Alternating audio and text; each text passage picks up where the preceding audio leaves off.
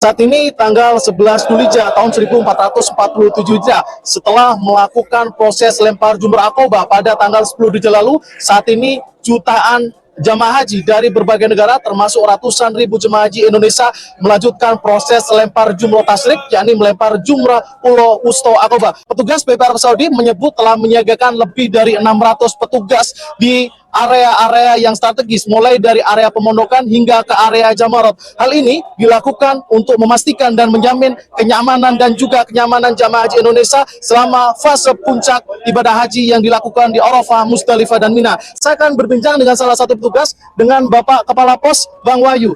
Assalamualaikum Bang Wahyu. Waalaikumsalam. Bang, bisa dijelaskan seperti apa job desk petugas PPA yang jaga di pos ini? Oke, kita di pos H tugasnya memantau pergerakan jamaah haji Indonesia yang ada di Mina, yang mau melempar jumroh dan yang mau kembali ke tenda pasca melempar jumroh. Jadi banyak jamaah-jamaah kita yang kemudian pasca melempar jumroh atau mau melempar jumroh tidak tahu jalan tujuannya, kita arahkan dan kita bantu beberapa jamaah-jamaah haji yang memang mereka merasa kelelahan pasca lempar jumroh. Kita kasih air, kita bantu pijitin seperti yang dilakukan oleh tim kita di pos pantau H. Bang, biasanya apa aja Bang yang ditemui apapun ditanyakan jemaah haji ketika berada di pos ini? Oke, rata-rata sih kebanyakan mereka tidak tahu tendanya ya. Tendanya, markasnya ada di berapa, tenda berapa, itu yang banyak terjadi di pos H. Beberapa kita menemukan case yang kelelahan dari jemaah pasca melontar jumroh.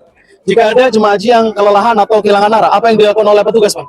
Yang dilakukan oleh petugas, kita berkoordinasi dengan tim Dakar yang ada di posko 87. Kemudian kita akan arahkan menggunakan mobil dari Dakar.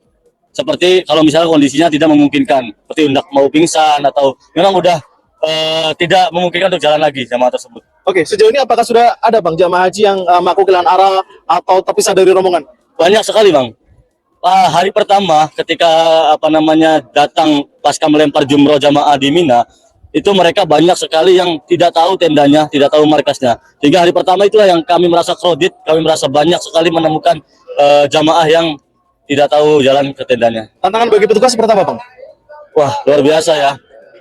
Sangat-sangat berat karena kenapa kita selain bertugas juga, kita juga melayani ya, bagaimana agar jamaah betul-betul merasa nyaman, merasa aman, dan merasa terlindungi ketika ibadah di Mina ini.